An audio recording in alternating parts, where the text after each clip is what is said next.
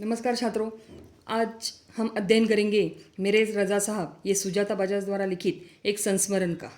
प्रस्तुत पाठ में यहाँ पर प्रसिद्ध चित्रकार सैयद हैदर रज़ा के बारे में लेखिका ने यहाँ पर एक संस्मरण लिखा हुआ है। संस्मरण यानी कि जीवन में घटी हुई एक जो सच्ची घटना होती है उसे ही संस्मरण कहते हैं, जो कि हमें जीवन भर याद रहता है। यह रज़ा साहब के सर्वधर्म समभाव, मानव मात्र से प्रेम, युवा कलाकारों को दिया हुआ उनका प्रोत्साहन, उनकी जिज्ञासु वृत्ति, उनके कृतियों के प्रति लगाव आदि गुणों को यहाँ पर दर्शाया गया है। और सचमुच ये पाठ पढ़ने के बाद एक सच्चे कलाकार का दर्शन हमें यहाँ पर होता है।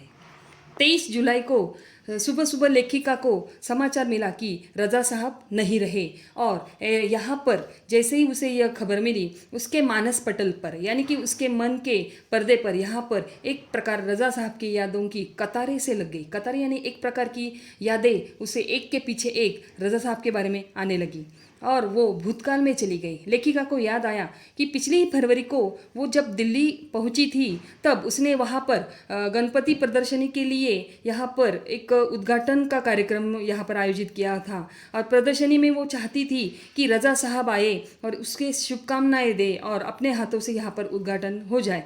लेकिन क्या हुआ, वो वहाँ पर नहीं आए और उसी रात एक अनहोनी सी घटना वहाँ पर हो गई, यानी ऐसी घटना जो कभी पीछे जीवन में न घटी हो।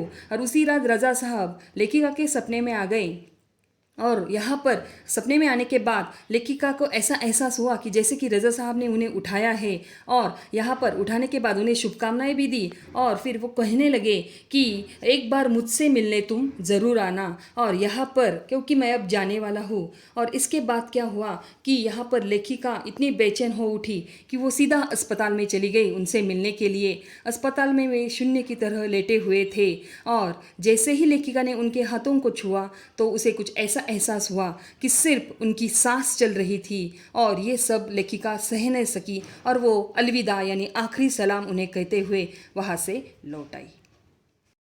वस्तु संस्मरण में लेखिका ने यहाँ पर रज़ा साहब के अलग अलग जो गुण विशेष है उसके बारे में भी चर्चा की हुई है। जैसे कि सबसे पहले उन्होंने यहाँ पर बताया कि वे इस्लाम धर्म के होने के बावजूद हिंदू और ईसाई भी उतने ही थे। इसके अलावा उनका जो चित्रकला का जो स्टूडियो था, वहाँ उनके स्टूडियो में गणपति की मूर्ति, क्रॉस, बाइबल, गीता, कुरान ये सभी धर्म के पवित्र ग्रंथ माने जाते हैं। उनकी माँ का एक फ़ोटो, गांधी जी की आत्मकथा एवं भारत से लाई हुई मोगरे की सूखी मालाएं भी वो एक साथ रखा करते थे। वे गणेश को भी पूजते थे और हर रविवार को वो सुबह सुबह चर्च भी जाते थे। इस प्रकार सभी धर्मों का पालन करने वाले अनोखा व्यक्तिमत्व रज़ा साहब के अंदर था। और यहाँ पर लेखिका ने आगे संस्मरण में यही बात बताई है कि एक दिन जब मुंबई में उसने क्या किया कि जहांगीर आर्ट गैलरी में प्रदर्शनी ये लेखिका देख रही थी, उसी समय क्या हुआ कि यहाँ पर किसी ने कहा, अरे ये तो SH रज़ा है। और ये लेखिका एकदम से वहाँ पर अवाक हो गई और सीधी उनके पास चली गई, और वहाँ जाने के बाद वो उनका इंटरव्यू लेने लगी, और इस प्रकार वे उनके पास देखते ही रह गई। और फिर अचानक से क्या हुआ, अचानक से यहाँ पर रज़ा साहब ने लेखिका से पूछा कि आप और क्या क्या करती हो। तो यहाँ पर ये जो लेखिका है खुद एक उभरी हुई चित्रकार थी, तो उन्होंने उसे कहा कि मैं कलाकार हूँ और मैं भी पेंट करती हूँ। और तुरंत यहाँ पर रज़ा साहब कहने लगे कि चलो तुम्हारा काम हम देखते हैं। और यहाँ पर लेखिका के मन में प्रश्न उठा कि मेरा काम तो सारा पुणे में है और अब यहाँ हम मुंबई में है, तो हम कैसे पुणे जा सकते हैं। तो यहाँ पर रज़ा साहब ने उसे सोचने का मौका ही नहीं दिया, और सीधा ताज होटल से यहाँ पर दोनों ने भी टैक्सी ली और सीधा वे जहाँ पर लेखिका का पुणे में चित्र का प्रदर्शन लगा हुआ था, या उसकी जो चित्र की गैलरी थी, चित्र का प्रदर्शन या उनका काम था, वहाँ पर ये जा पहुँचे। और फिर वहाँ से ही पहुँचने के बाद उसका ये काम देखने के बाद सदा यहाँ पर रज़ा साहब ने उसे क्या किया कि पेरिस आने के लिए, यानी कि पेरिस लंदन का एक जो शहर है वहाँ पर उसे आने के लिए उसे न्योता दिया, क्योंकि वहाँ पर उसका भविष्य उन्हें उज्जवल दिखाई दे रहा था। लेखिका ने संस्मरण में आगे बताया कि रज़ा साहब के मन में हर एक बात को लेकर तन्मयता और लगन हुआ करती थी, और इसके लिए उन्होंने अत्यंत सुंदर उदाहरण इस पाठ में दिया हुआ है। जैसे कि उनकी खुद की बनाई हुई पेंटिंग जब वो बेचने की बात आती तब बेचने के समय उसकी पैकिंग भी वे बड़ी आनंद और रुचि के साथ किया करते थे और खुद ही ये पैकिंग किया करते थे, क्योंकि उनका मानना था कि ये जो है ये लड़की ससुराल जा रही है और उसे संभाल कर ही मुझे भेजना है। इस प्रकार बात करते हुए वे क्या करते थे, अपने तन्मयता और लगन के साथ ये पैकिंग किया करते थे। और अगर किसी को उन्होंने खत लिखा तो खत लिखते समय भी सोच समझकर, हर एक शब्द समझकर, नाप तोल कर वो खत लिखा करते थे। और इस प्रकार उन्हें और एक बात पसंद थी, उन्हें फूल भी अत्यंत पसंद हुआ करते थे। उसके बाद संस्मरण में आगे लेखिका ने बताया कि 22 अक्टूबर 1988 को उन्होंने क्या किया कि ये जो लेखिका थी वो रज़ा साहब के कहने पर पेरिस चली गई और पेरिस के स्टेशन पर रज़ा साहब उसका इंतज़ार करते रहे, क्योंकि वो ही उसे लेने जा रहे थे। और यहाँ पर ट्रेन जो है वो काफ़ी लेट हुई, लेकिन वे वहाँ पर ही बैठे रहे और उन्होंने लेखिका का वहाँ पर इंतज़ार किया। और फिर लेखिका को सुरक्षित तक के साथ हॉस्टल में पहुंचने के बाद ही वे अपने घर चले गए।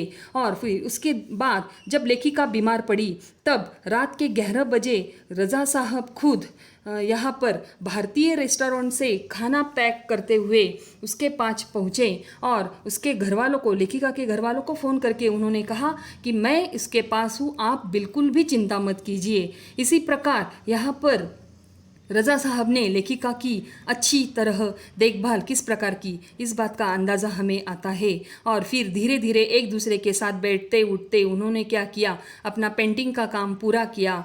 दोनों एक दूसरे के समालोचक बन गए। समालोचक यानी कि जो एक दूसरे के गुण दोष थे वो बताने वाले बन गए। धीरे धीरे उन्होंने अपने चित्रों की प्रदर्शनी कभी मुंबई में, कभी लंदन में, कभी पेरिस में, कभी न्यूयॉर्क, और इस प्रकार हर जगह पर उन्होंने यह प्रदर्शनी लगाई। लेकिन कहीं पर भी उनका विवाद यानी मतभेद नहीं हुआ, क्योंकि उन दोनों के बीच एक ही बात थी, और वो बात क्या थी, स्नेह और अपनेपन की।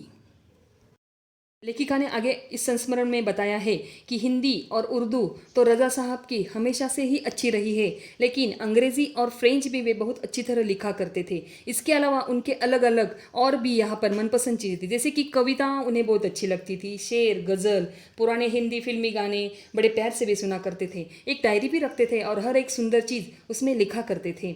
और लेखिका की जो बेटी है हेलेना, हेलेना बहुत खूबसूरत हिंदी बोलती थी, तो इस बात का रज़ा साहब को बहुत गर्व था और इस प्रकार वे उसके साथ हर समय हिंदी में बात किया करते थे। संस्मरण के आखिर में यहाँ पर लेखिका ने बताया कि रज़ा साहब को खाने का बहुत शौक था, लेकिन फिर भी रज़ा साहब की जान कहाँ पर अटकी रहती थी, तो सिर्फ दाल चावल रोटी और आलू की सब्जी, यही उन्हें बहुत अधिक पसंद था। और हफ्ते में एक बार लेखिका उन्हें और उनके मित्रों के लिए अपने घर से खाना भिजवाया करती थी।